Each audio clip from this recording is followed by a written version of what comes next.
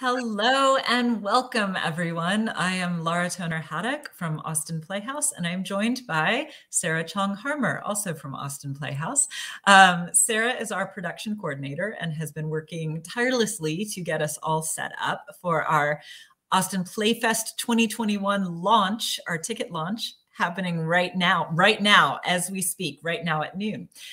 So I wanted to take a moment to just jump on this live stream, tell all of y'all what Austin Playfest is, why we're so excited about it, why we created this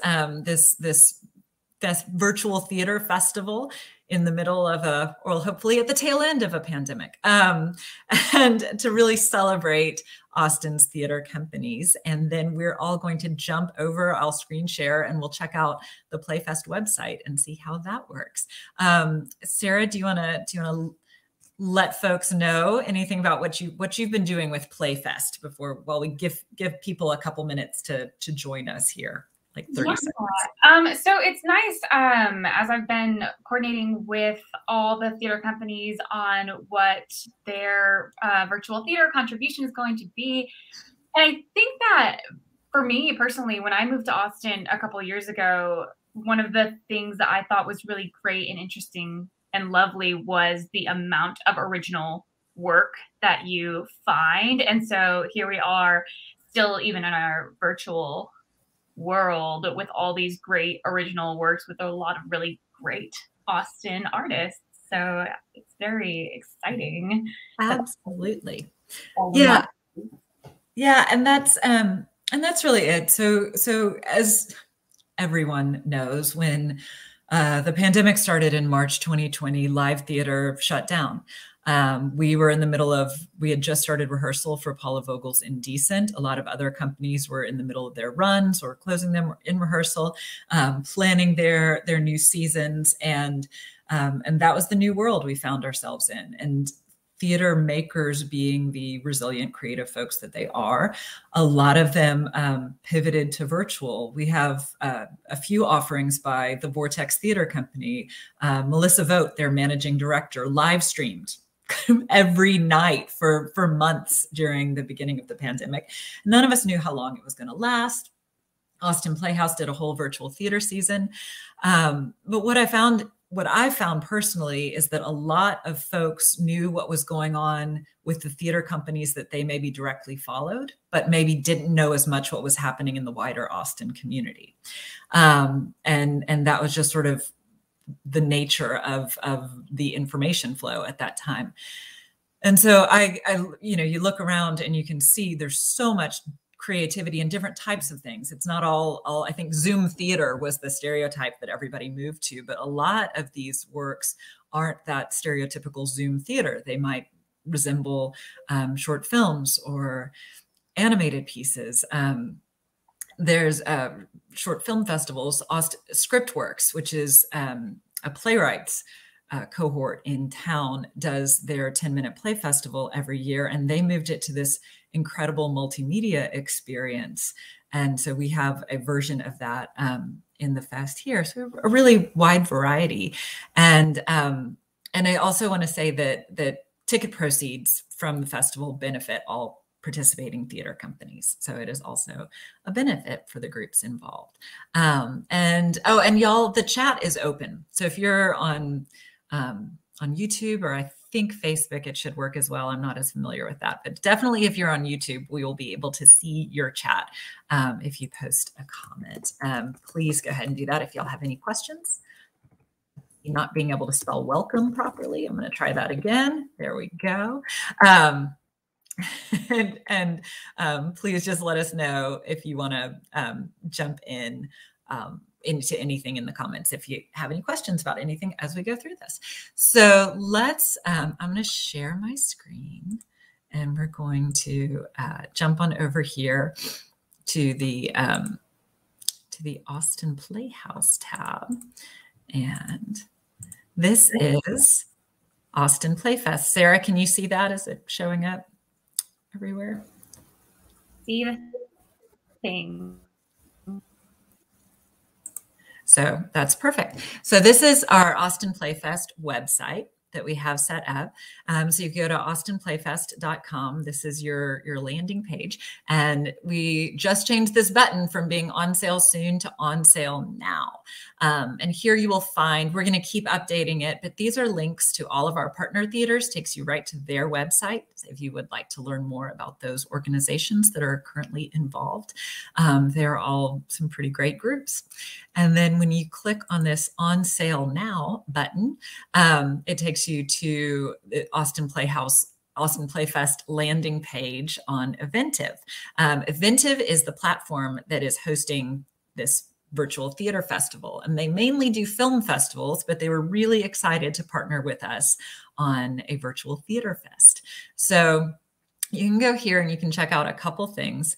You can check out the schedule, which tells you everything, all the shows that are involved here. And we can, and if you go over here to Playfest 2021, this is one of my favorite pages. It will really take you to, so you can see those icons from all the groups that are involved, and you can click on any of those.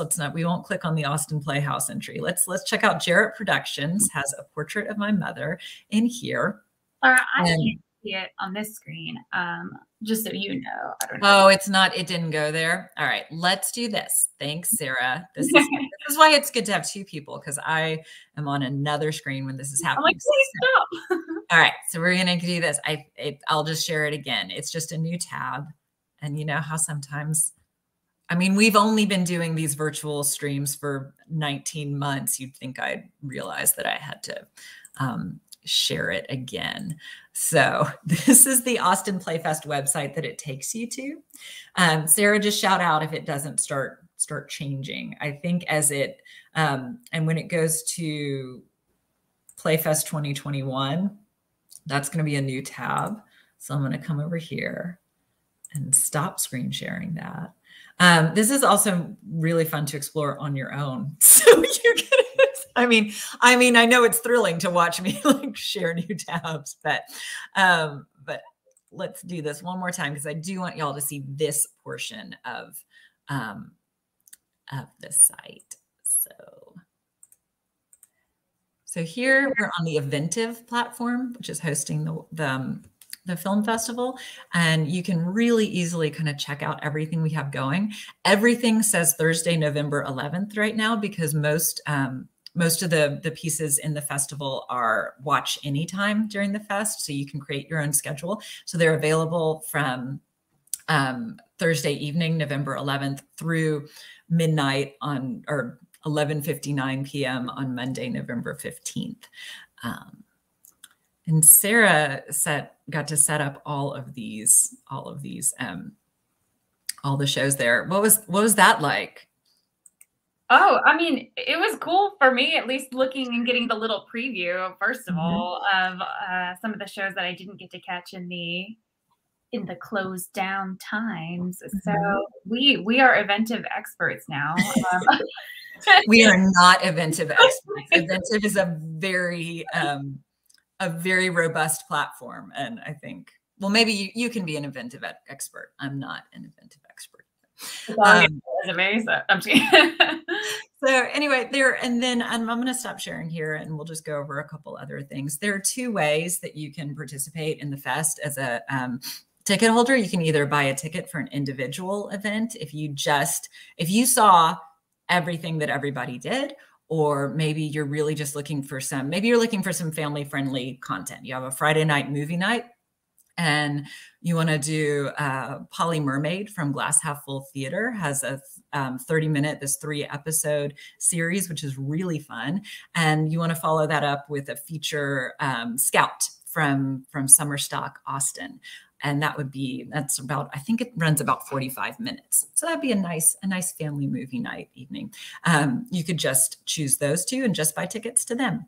Or you can buy a festival pass, and then you'll have all access to everything. Anybody eagle-eyed may have noticed that mine said on my screen, it was something really simple like pre-order now for free, because I have a pass set up for all the things so I could test it. But otherwise, you'll just have a pre-order button if you click there. And we're going to publish a really simple how-to that kind of goes over how to work with this. But the reason that we chose Eventive is because they are the most kind of user-friendly interface for something like this out there. And so I've really been impressed with how that all works. Now what I wanted to do is give a rundown. Sarah, do you have the list pulled up? Could you give a rundown of all the features that we've announced so far for the festival? Definitely. So in alphabetical order, we have Austin Playhouse doing Confessions of an English Danger Girl. We have Deaf Austin Theater doing their Deaf Austin Theater Short Play Festival, which is going to be a collection of 6 short plays. Glass Half Full Theater will be doing Trash Talks with Polly Mermaid. Ground Floor Theater is doing Trans Lives, Trans Voices. Jarrett Productions is doing A Portrait of My Mother. New Manifest Theater Company is doing Manifest Mini Fest, their 2020 edition. They just had their 2021 edition, which looked awesome. So, and then Salvage Vanguard Theater is doing Amendment, The Making of an American Myth, or the Slow Sipping of, Peacock. Peacock. I was like, I thought it was Peacock, but I'm like, wait, Peacock tea. And then Scriptworks is doing Out of Ink 2021, Perfect Glitch. Summerstock Austin, as you mentioned, is doing Scout. Tilt Performance Group will be doing Loudly, Proudly, and the Vortex. Their 2 features is going to be the Vortex Odyssey, as well as Straight Jacket, Variations on a Theme of Horror. That's awesome. So we have a lot of variety so far. Oh, and Hyde Park Theater. Yes, and Hyde Park Theater is also going to be contributing a radio play called Port Arthur, which will be accessible not through Eventive, I believe. Right, that'll just be on the main Austin Playfest site, and we are also going to be adding a few shorts that we haven't announced yet. A couple from the Vortex, Austin Playhouse will be adding a couple more shorts into that series as well, and we might add some more content. So we're really looking forward to a fun weekend. We're also going to have some live streams, so I'll be hosting some live streams with several of the producers and participants in Playfest, where they talk about their experiences. And one of the things that we also wanted to highlight were the different ways people created these pieces, different times. Again, early in the pandemic, people couldn't get together at all, really. So it was all Zoom theater. I think, Sarah, you did a one-person show for UT, right? Where you were just completely isolated. It wasn't one person, but it was one person per pod. Right.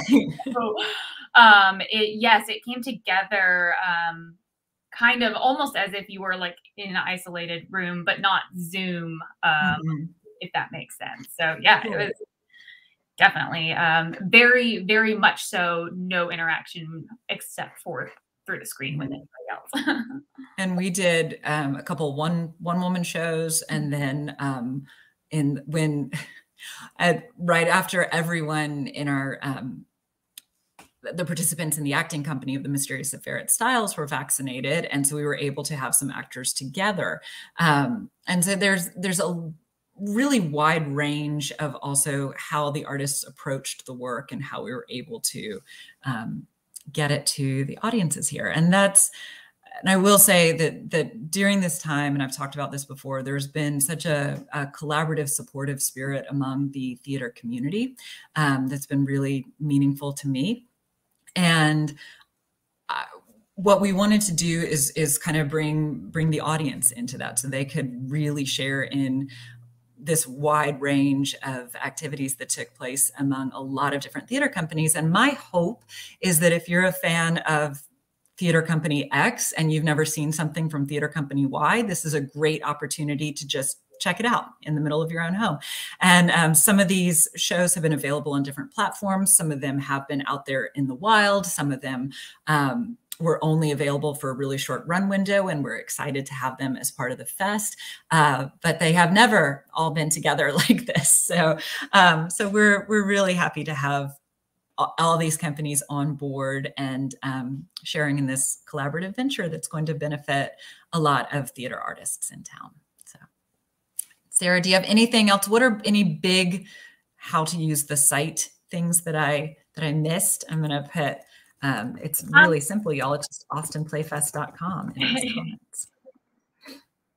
I think really, if we just want to touch on that pass, that you do have to name it, even though this was a fun this was a fun thing. So we did our sample passes yesterday, and one of the first things you have to do when you're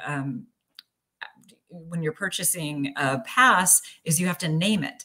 I don't know why. I called mine Playfest Pass. You can call yours Bob. It really doesn't matter. You just have to, for some reason, name that pass. So I'll check in with the Eventive folks, and I'm sure they have a very good reason. I'm sure it has to do with huge fests where you may have a lot of different passes and need to keep them straight.